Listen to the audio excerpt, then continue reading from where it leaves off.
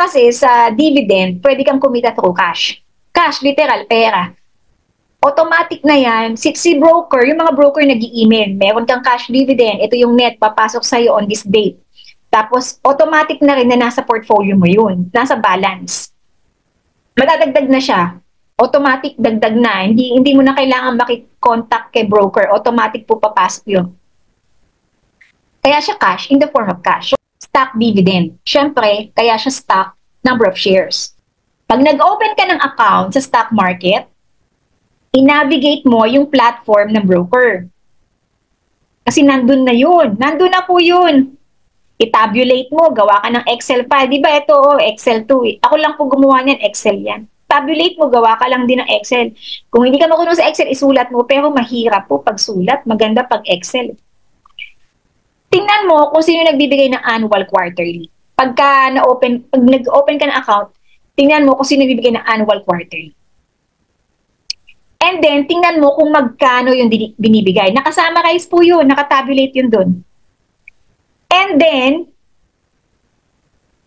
dapat good fundamentals. Kung naririnig niyo yung peso cost averaging, ganito yung konsepto noon.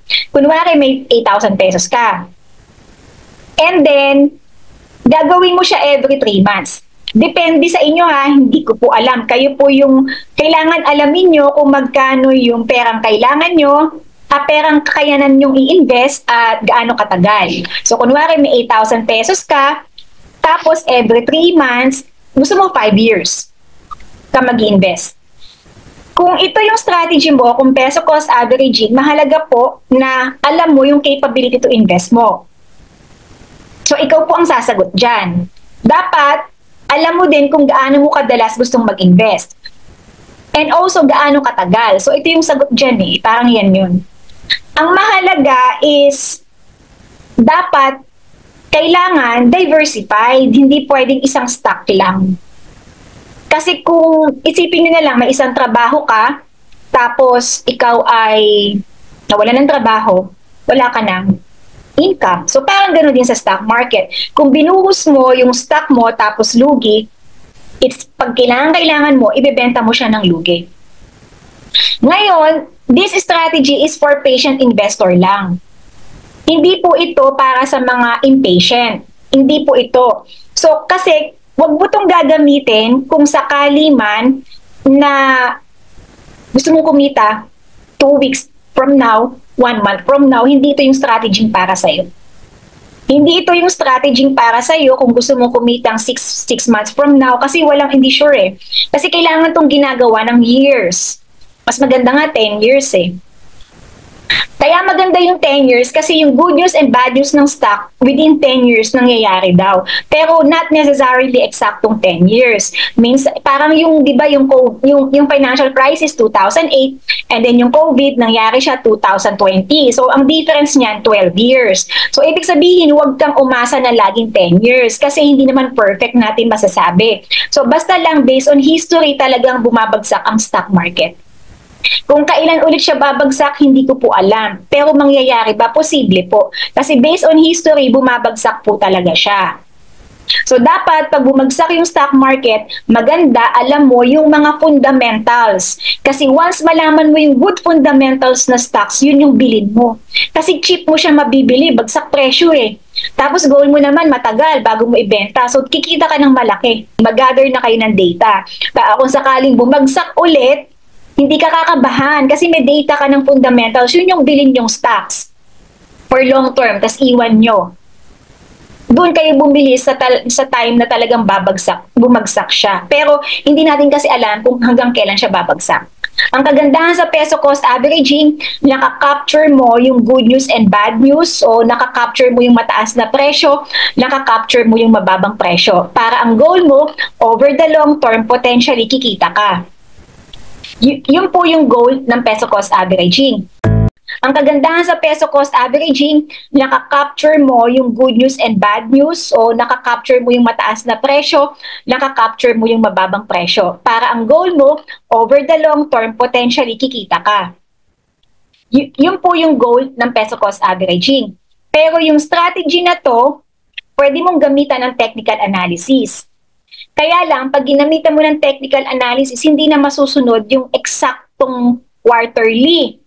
Kasi ang magiging strategy mo dyan, okay, January 15 na, mag-invest ako ng pera, 8,000, or 10,000, pero nung binasa ko yung chart, hindi buy signal. So, paano yun? Wala. Ibig sabihin, every January 15, magpasok ka ng pera. Kung hindi buy signal, huwag mo munang bilhin. Iwan mo lang yung pera doon. So, parang ang magiging strategy mo, every quarter, magpapasok ka ng pera, pero magbasa ka ng chart. Pag hindi buy signal, huwag kang bumili. Ang magiging consistency mo lang is every quarter nag-iipon ka. Parang ganon. Pero not necessarily, bibili ka na. Kasi maganda po talagang bumibili pag alam nyo yung buy signal. So yung strategy na to, dahil walang technical analysis, which pwede namang meron, bibili ka lang every quarter.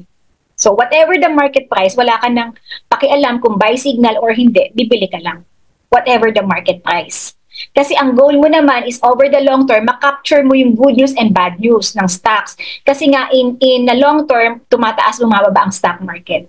So clear po ba tayo sa peso cost averaging? Let me know kung clear. So ito yung explanation yan. Yung ginamit ko dito sa data is 10,000. Okay, 10,000 po. Kunwari, 3 months din, tas 3 years. Huwag na natin pahabain kasi haba yung data, kaya 3 years na lang. Pero I think mga 10 years talaga mas maganda. Kasi nga nakaka-capture yung good news and bad news. So, eto po. Ang gagawin natin, eto. So, kunwari, nag-invest ka niya ng mga date na yan. Bakit may 14? Kasi po, nung kinopya ko yung data na yan, pwedeng yung 15 ay holiday or pwedeng weekend. No trading day pag holiday, no trading day pag weekend. Okay? So next, for example, itong bawat date na yan, may 10,000 ka kasi 10,000 eh. Tapos, yung 10,000 mo, i-divide mo dito sa market price. Dito. Anong sagot? Kuha ko ng calculate. Gamitan niyo po ng calculate. Yung 10,000 mo, 10,000 mo, divide mo sa 60.55, 160. 160.55, ang sagot, 62.29. At type ko ba dito? Ayan. So, ang sagot ay, subukan natin i-type ha.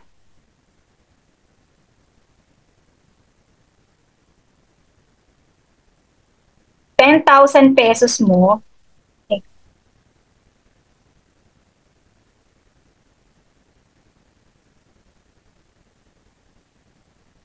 i-divide mo siya ng 160.55.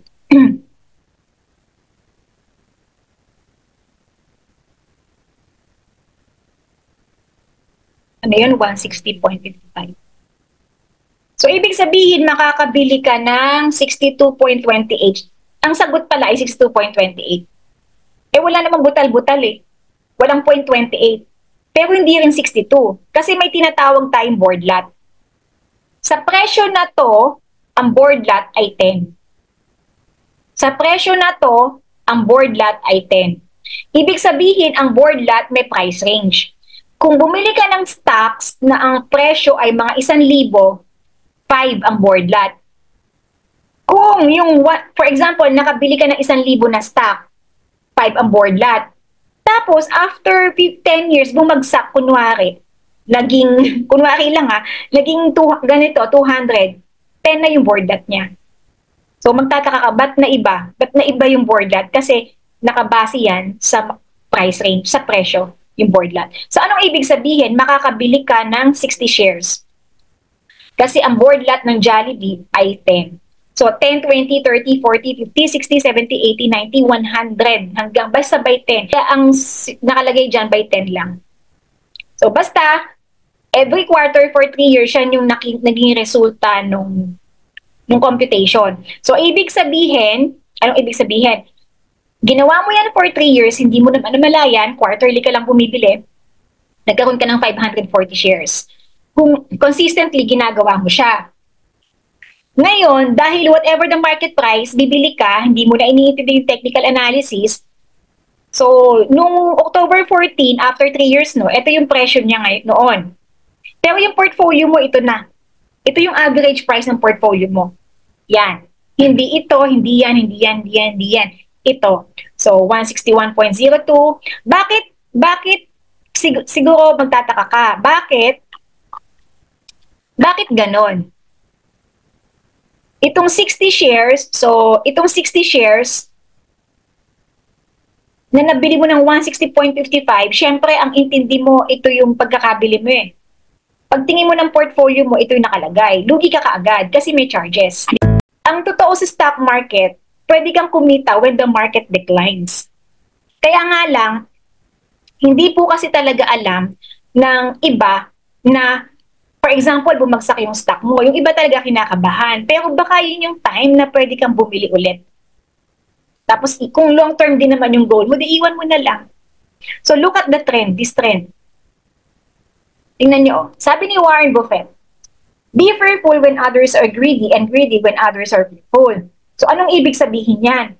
Matakot ka daw kapag madaming greedy. Maging greedy ka kapag madaming natatakot. So ang explanation kasi dyan, so maging greedy ka daw dito kasi madaming takot. Bakit? Bakit madaming takot dito? Kasi usually pag bumabagsak yung chart or yung stocks, kaya bumabagsak yung presyo kasi madaming nagbebenta. So pag bumababa ang stocks, may mga nagbebenta. Pag tumataas, madaming bumibili. So parang stock knowledge po siya. Gawin niyo siyang stock knowledge. Ay bumagsak, meaning madaming nagbenta. Ay tumaas, meaning madaming bumili. So bakit ka matatakot na bumagsak siya kung alam mong good fundamentals? Ang thinking mo, wow, cheap. Cheap ko siya nabili. Pero dapat, good fundamentals. Ang problema, pag hindi ka marunong mag-check ng good fundamentals, yun. Kasi hindi lahat ng nasa PSEI or blue chips ay laging nasa blue chips. Natatanggal sila. Yung iba bumabalik, iba natatanggal. So kung gusto mo talaga ng long term, yung laging nasa blue chips na, yung hindi natatanggal. Pero paano mo malalaman kung hindi natatanggal kung hindi ka nag-gather ng data? So yan yung isa niyong gawin kung long term kayo. Simulan niyo nang mag-gather ng data. Kahit yun lang, kung sinong mga hindi natatanggal sa PSE, napakadali na ma-check nun. Susulat mo lang sa papel or sa Excel, tas tatabulate, 30 lang naman yun. Hindi naman monthly magpalit ang PSE. Hindi sila monthly magpalit. So kahit yun lang muna ang gawin mo. Kasi makikita mo, mayroong hindi na nakakabalik na stocks. Okay, so huwag kayong matakot sa stocks kung bumagsak, basta good fundamentals. At kung long term naman yung goal mo, dapat nga happy ka kasi cheap mo nabili. Basta good fundamentals at long term ang goal mo. Yun yung hindi alam ng iba. Yung iba natatakot kasi nga basta sila bumili without knowledge. Hindi nila alam kung dapat kung long term, kung short term.